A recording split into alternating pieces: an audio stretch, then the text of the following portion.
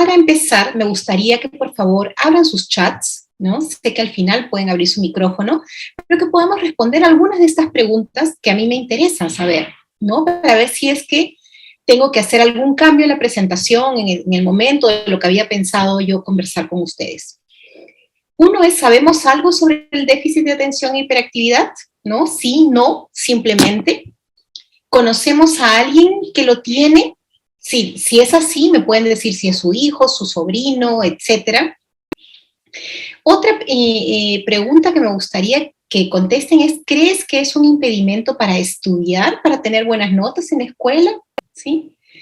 Y por último, nos comparten las edades de sus hijos. Cualquiera de estas preguntas podrían ustedes contestarlas. Voy a abrir mi chat acá para ver si alguno puede contestar. Sobre todo podríamos ver la segunda y la cuarta, ¿no? Si conocen a alguien que tenga este déficit, y también las edades de sus hijos, para que nos podamos enfocar un poquito más, ¿ya? Anímense a contestar. Yo les voy contando que tengo varios conocidos, en realidad, que tienen el déficit de atención e hiperactividad. También no es el tema de esta charla, pero es también algo muy interesante, que es la dislexia. La dislexia también puede tener trastorno de atención, o también puede tener hiperactividad. Mi sobrino, hijo de mi hermana, es disléxico y es uno de los niños más inteligentes que he visto. Así que por eso les digo que estos temas me interesan mucho. A ver, anímense a escribir para ver si lo que hemos preparado realmente podría ser interesante o más interesante para ustedes. Okay. En la medida que vamos avanzando, también podrían ir escribiendo. Me interesa mucho saber las edades de sus hijos. Creo que la mayoría estamos muy alineados con los chicos que son preescolares o en primaria, más fácil, y a veces en secundaria no nos damos cuenta si realmente hay hiperactividad o algún trastorno. Qué bueno, Carlos, que conoces algo del tema, ¿no? Si alguno se anima a darme alguna idea más, sería genial. Entonces, vamos a empezar. Bien. El trastorno de déficit de atención, ¿ya? Y de hiperactividad, o algunos dicen atención y concentración, o solamente atención y hiperactividad, ¿ya? A ver, alguien me escribió.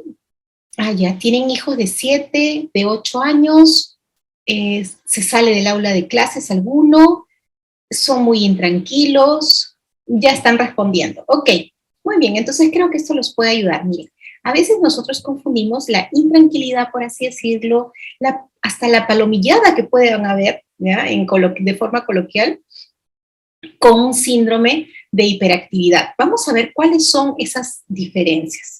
La falta de concentración puede tener una base, como nos dice acá una de las personas que ha escrito, que uno de sus hijos quizás tiene falta de concentración, puede ser debido al déficit, a este trastorno, o puede ser también aparte, ¿ya?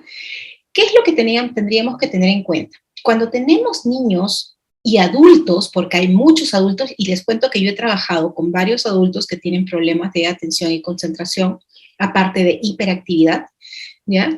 Tienen problemas para prestar realmente atención, pero una de las claves en este trastorno específico son las conductas impulsivas. Es ahí donde tenemos que tener la clave. A veces nos enfrentamos con niños que, por ejemplo, son buenísimos de corazón, son súper compasivos, son amorosos, son muy buenos amigos, conversadores, y de pronto pueden tener unos arranques, una impulsividad increíble, y los papás, madre o padre, dicen, no lo entiendo, porque es tan noble, es tan bueno con todos, y de pronto revienta y puede hasta tirar cosas, ¿no? Esa es una conducta impulsiva, ¿ya? Y les comento, mientras más pequeños somos, más impulsivos podríamos ser. A medida que vamos creciendo, vamos modulando nuestra conducta y obviamente vamos controlando la impulsividad. Lo que pasa con el TDAH es que en realidad no se modula fácilmente la conducta impulsiva, ¿no? No piensan a veces antes de reaccionar. O sea, esa parte que estamos ahí dándole vueltas a cuál va a ser la consecuencia, etcétera, no la están pensando en ese momento. Ahora, Hay que considerar algo muy, muy importante. A veces, cuando las personas en la parte de la escuela, por ejemplo, no están preparados con los conocimientos, a veces etiquetan o catalogan a los niños que pueden ser muy inquietos o que pueden tener un cierto grado de distracción por aburrimiento, como el TDAH, y no necesariamente está cayendo en ese punto. ¿Ya? Y el otro punto que hemos visto y que en realidad a veces en consulta privada vemos cuando hay problemas de autoestima, es que a veces sí se tiene este trastorno y simplemente en la escuela no se les ha tomado en cuenta y se les ha tratado como el irresponsable o el no muy habilidoso, ¿no? Y el niño lo termina interpretando como que no es muy inteligente. Y no tiene nada que ver. La inteligencia no tiene absolutamente nada que ver con este trastorno. Podemos tener hijos realmente brillantes y geniales, ¿ya? Y tener el trastorno, el TDAH. ¿Ok? Eso es algo importantísimo que lo tienen que tener en cuenta. Ahora, ¿tiene cura? No, no tiene cura. O sea, no es que vamos a deshacernos de ese trastorno. No, pero sí se puede controlar. Y se va a controlar de diversas formas. Uno, por la propia maduración del niño, va a ir avanzando, ¿no? Pero otro es que tenemos terapias individuales, terapias muy focalizadas y en algunos casos cuando es necesario también terapia medicamentosa, o sea, médicos, ¿no? Un neurólogo que pueda recetar ciertos medicamentos que ayuden al niño a controlarse o a poder prestar atención. O sea, hay diferentes cosas que se tienen que hacer, pero la terapia conductual y de aprendizaje es importantísimo cuando hay este tipo de trastornos. Este trastorno es uno de los más frecuentes que vamos a tener.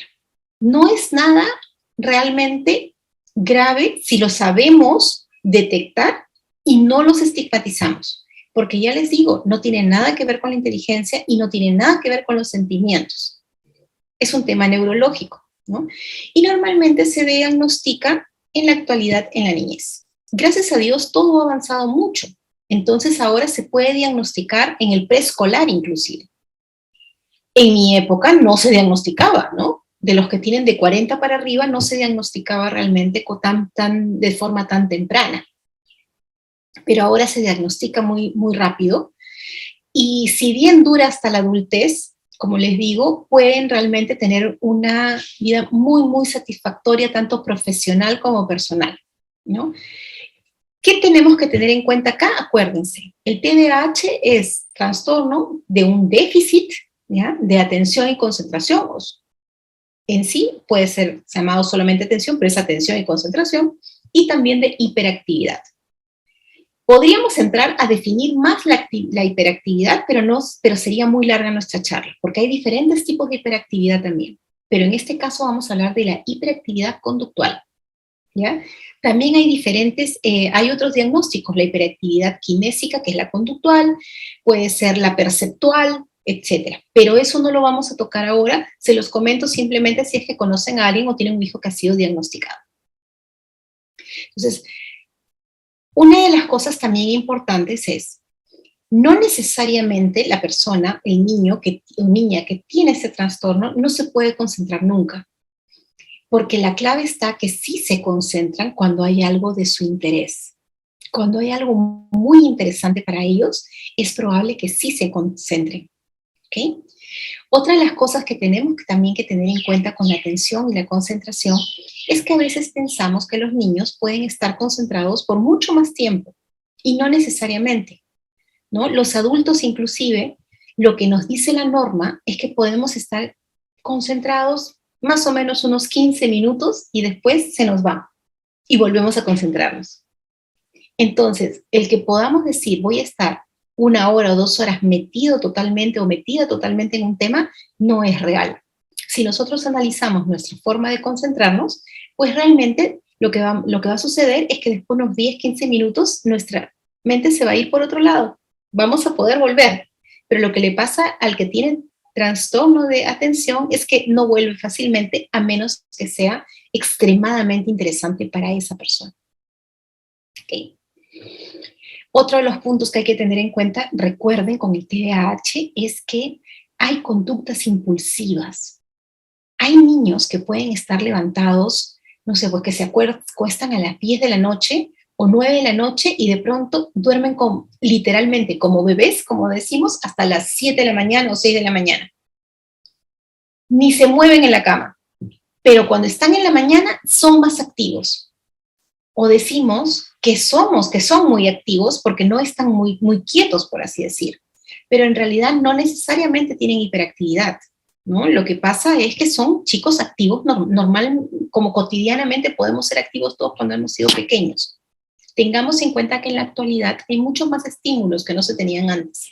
Entonces los chicos suelen ser más activos, ¿ya? No tratemos de no confundir a alguien que es realmente inquieto con alguien que es hiperactivo. ¿Cuáles podrían ser las señales? La falta de, la presencia, perdón, de impulsividad. Alfredo, muy bien, los síntomas de TDAH en personas adultas que me estás preguntando los voy a decir al final. Si no los digo, por favor me lo haces recordar, pero para terminar realmente el concepto. Ahora, ¿cómo se diagnostica? Esta parte es muy importante que ustedes la tengan en cuenta, ¿ya? Porque para diagnosticar el TDAH, desde el aspecto psicológico, ¿ya? Porque el neurólogo tiene ciertos criterios que va a tener en cuenta que también se basan en estos puntos, pero solamente psicológicamente hablando enfocamos en el DSM-5, ¿no? Que es el Manual Diagnóstico y Estadístico de la Asociación Estadounidense de Psiquiatría, el American Psychiatric Association. Es donde están todos los trastornos, desde los más pequeños hasta los más complejos, ¿no? Y así como existe la Organización Mundial de la Salud para temas de virus, de todo lo que tenga que ser salud en sí, más física, ¿no? Que tenga que ver con bacterias, virus, todo, endémicas, etcétera, ¿no? También existe el DSM, ¿no? Que ahora estamos en la versión 5, donde vemos todas las partes psicológicas, por así decirlo, y psiquiátrica. En esto nos basamos. ¿Cómo lo podemos diagnosticar? Aquí vamos a ver algunos puntos que son clave, ¿ya? Y es importantísimo que lo tengamos en cuenta. La falta de atención. Y aquí es 6 o más síntomas de falta de atención para niños de hasta 16 años de edad, o 5 o más para adolescentes de 17 años de edad o más y adultos, ¿no? Y estos deben de presentarse durante al menos 6 meses, ¿no? Siendo inapropiados para el nivel de desarrollo de la persona. Vamos a ver, ¿cuáles son esos inapropiados? Por ejemplo, a menudo no logra prestar adecuada atención a los detalles o comete errores. Aquí ya estamos entrando porque estos puntos también se pueden aplicar para los adultos, para la pregunta que me hicieron, ¿no? Los errores.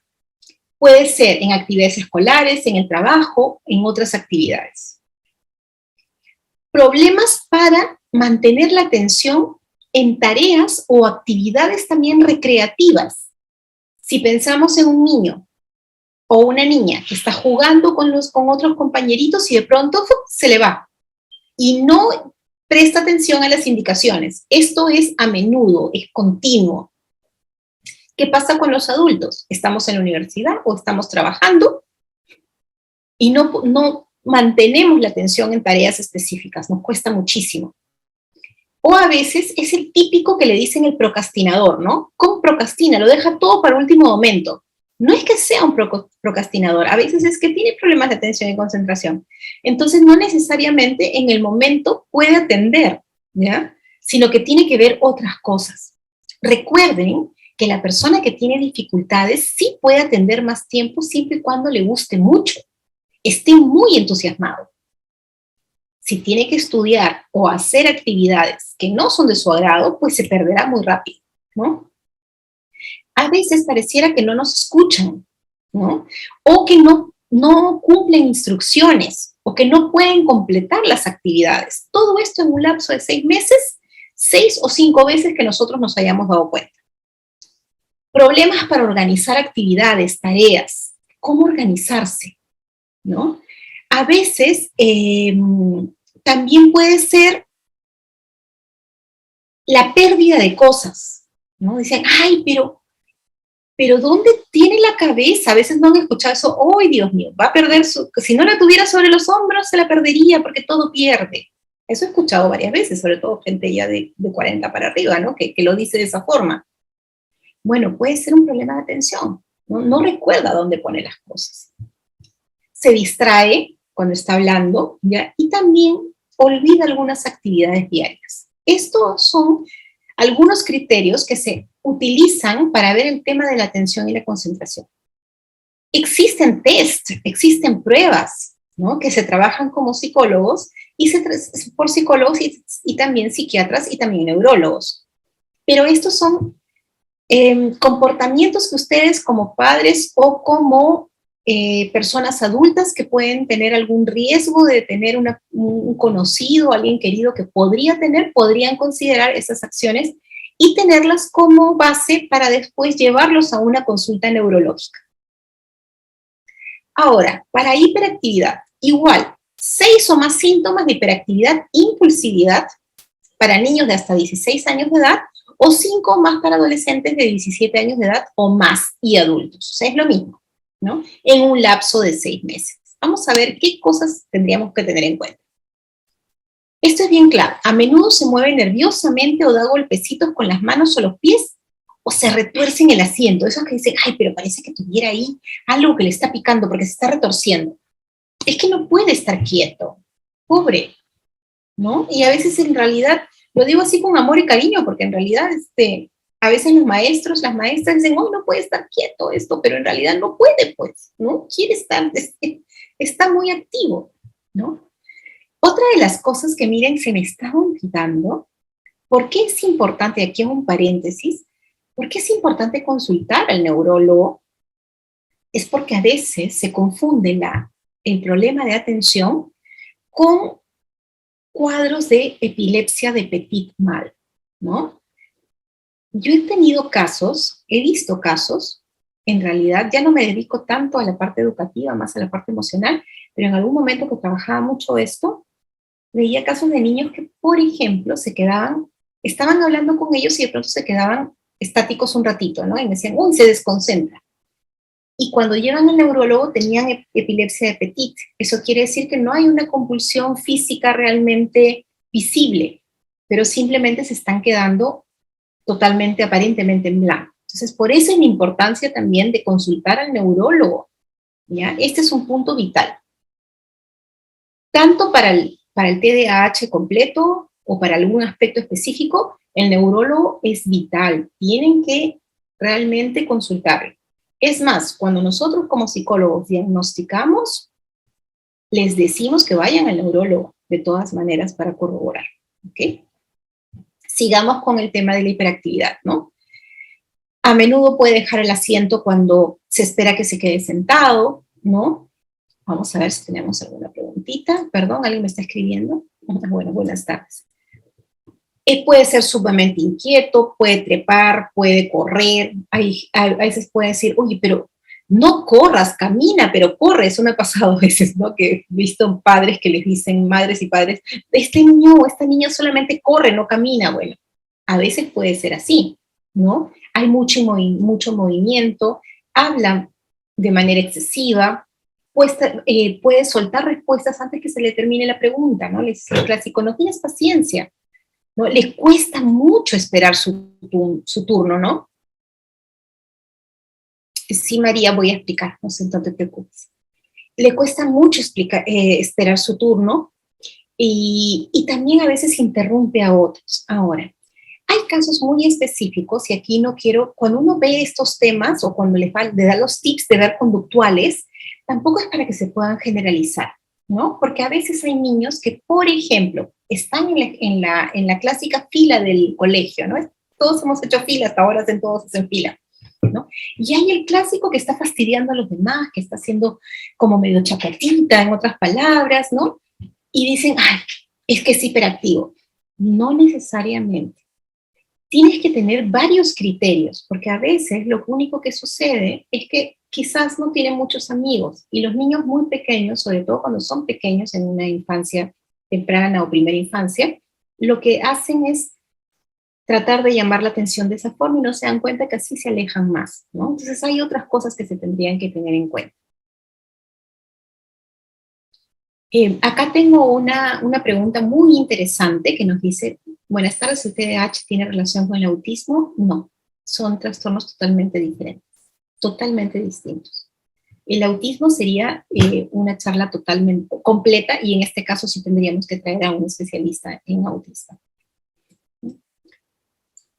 Yo les daría la base, pero en realidad hay especialistas en autismo, solo en autismo, ¿no? Ahora, también hay que tener en cuenta que uno se tienen que cumplir ciertas condiciones, ¿no? Varios de los síntomas de falta de atención o hiperactividad se presentaron antes de los 12 años de edad. Esto es algo cotidiano, ¿ok? Se presentan en 2 o más contextos, ¿no? Porque a veces pasa esto, les cuento. Y me ha pasado con personas muy queridas, ¿no? O sea, amigas mías que a veces hemos conversado y me dicen, oh, tenía una amiga que era muy graciosa que me decía, este es un hipócrita. En el colegio, en la escuela, es un ángel de Dios y viene a la casa y mira todo lo que hace. Me lo decía de forma graciosa, no me siento un hipócrita.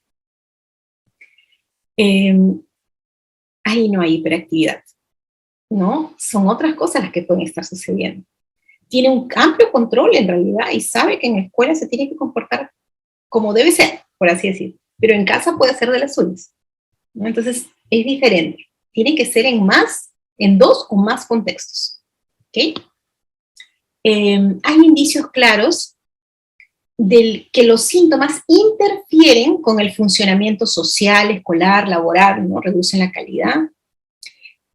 En realidad, otra de las cosas es que no están asociados a episodios psicóticos, esquizofrénicos, etc. No tienen nada que ver, ¿ya?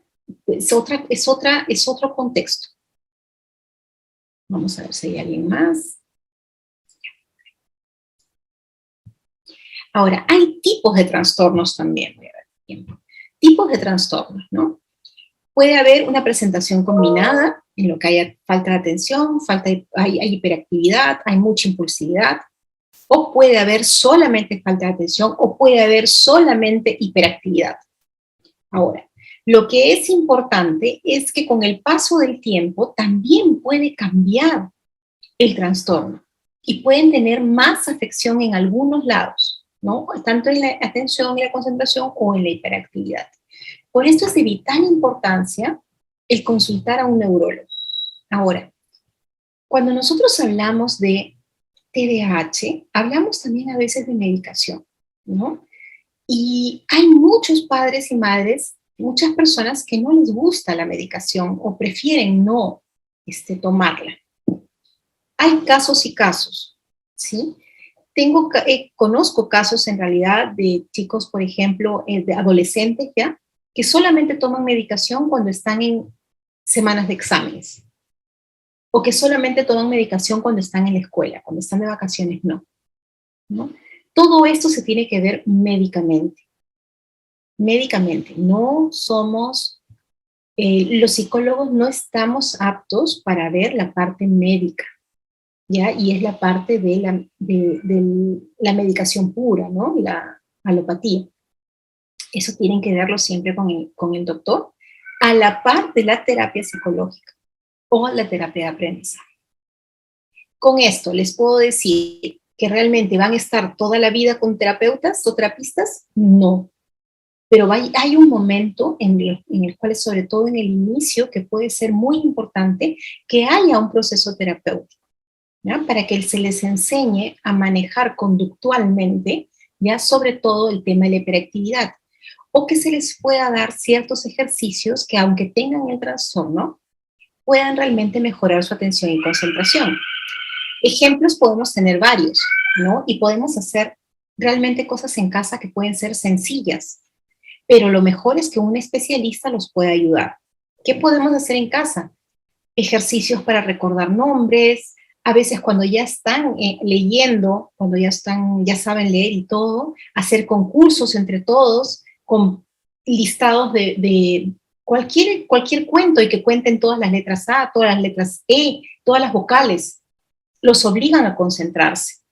¿no? Y cosas así, concursos, entre ustedes, ¿no? Entre la familia, y todo eso va a ayudar definitivamente a la terapia que les pueden estar dando.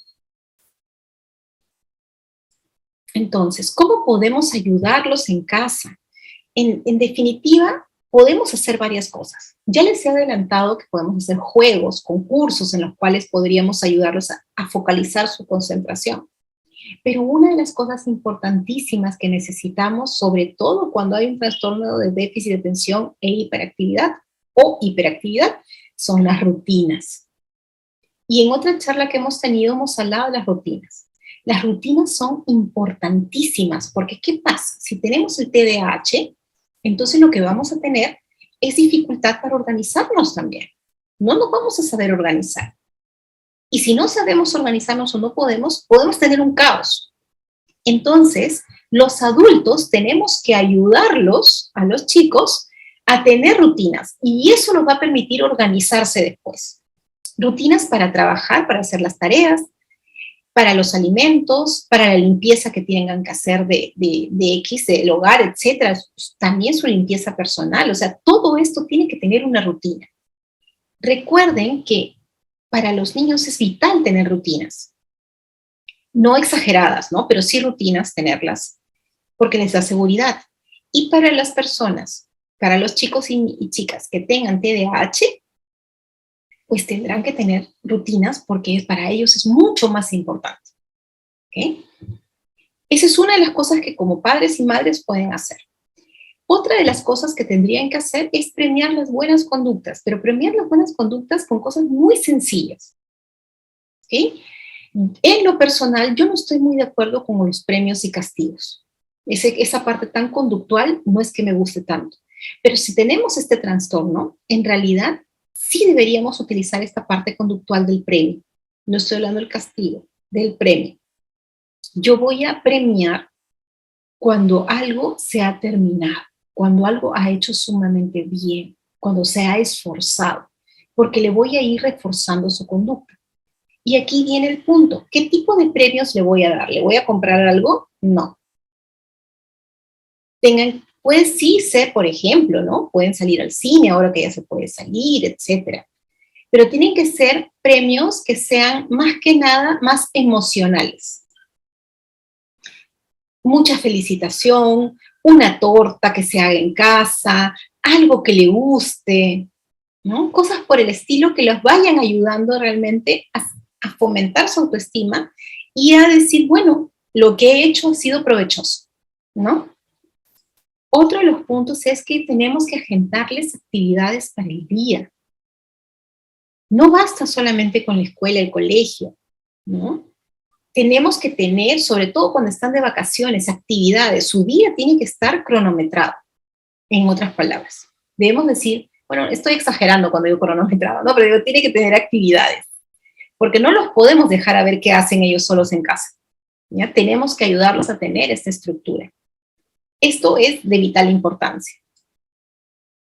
Otra de las cosas que nos va a ayudar muchísimo es tener un ambiente sólido en casa, ¿no? Que los padres estén totalmente alineados, que estén en excelente comunicación, que no se desautoricen, ¿no? Que ese alineamiento es vital, ¿no? Otro de los puntos para los que tienen este trastorno, pues, es estar en un colegio con poco alumnado, ¿no?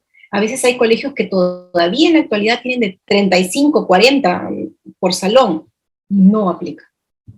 De ninguna manera. Tienen que ser de mucho menos alumnado porque así los maestros se van a poder concentrar en ellos, ¿no? Otro de los puntos es que se tienen que involucrar muchísimo y aprender todo lo posible sobre el TDAH como padres y madres. Vayan a foros, hablen mucho con los terapeutas, investiguen, ¿no? ¿Cómo podría afectar realmente a su hijo o hija? No necesariamente todos tienen las mismas conductas, ¿no? Y hay cosas que pueden afectar más a unos que a otros. Otro de los puntos es concentrarse en enseñar una cosa a la vez. Y aquí inclusive tiene que ver el tema con los juguetes, sobre todo cuando son chiquitos, cuando son pequeños, ¿no? Vivimos en una época que tener muchos juguetes es fácil, ¿no? viene el cumpleaños, viene Navidad, o no viene nada, ninguno de esos, y ya están llegando regalos. Para las personas que tienen dificultades de atención y concentración, no pueden tener muchos. Lo ideal es que se pongan menos cantidad. Si tienen 100, pues guardo 90 y le dejo 10. Porque, ¿qué pasa? Si no tienen, mejor dicho, si tienen mucho, ¿en qué momento se concentran en uno? ¿Cuándo es que los podemos ayudar a concentrarse? ¿Ah? Eso es importante. Otro, trabajar mucho con la escuela, ¿no? Trabajar muchísimo con las psicólogas, los psicólogos, los maestros, maestras, cómo va el avance, qué está pasando, qué dice el doctor, qué dice el terapeuta, etcétera, ¿no? Conectarse con otras personas y también buscar apoyo e información, ¿no? Y otro de los puntos importantes, aparte de consultar al neurólogo, es averiguar si ustedes también han tenido, como padres o madres, TDAH, ¿no? La vez pasada estaba viendo, hay una pareja de influencers que he visto en TikTok, en realidad, de una chica que decía que habían diagnosticado a su niño con autismo. Y ella se había dado cuenta que en realidad también era autista, pero hay grados, ¿no?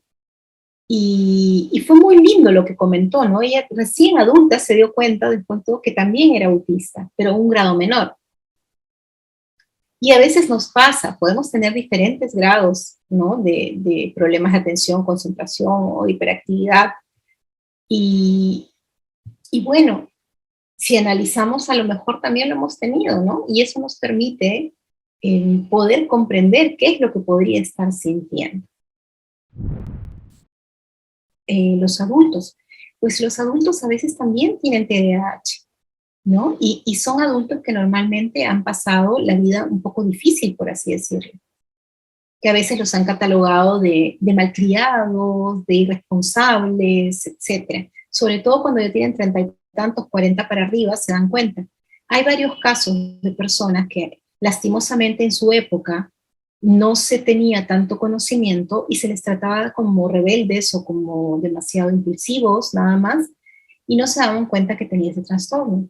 Y pensaban, les bajaba la autoestima y pensaban que no eran muy habilidosos. Y después, si uno les hace una prueba de inteligencia, salen brillantes, ¿no? Entonces, ¿cuáles son los puntos de los que ya están trabajando? Acuérdense lo mismo que hemos hablado. ¿Le cuesta trabajo realmente concentrarse en lo que no le interesa? ¿No? Tiene dificultades de organización, a veces puede ser un poco impulsivo, ¿no? Todo esto que hemos podido hablar en un trastorno, en un lapso de 6 meses, si se da de 5 veces a más, entonces lo más probable es que sí tenga es el TDAH, ¿no?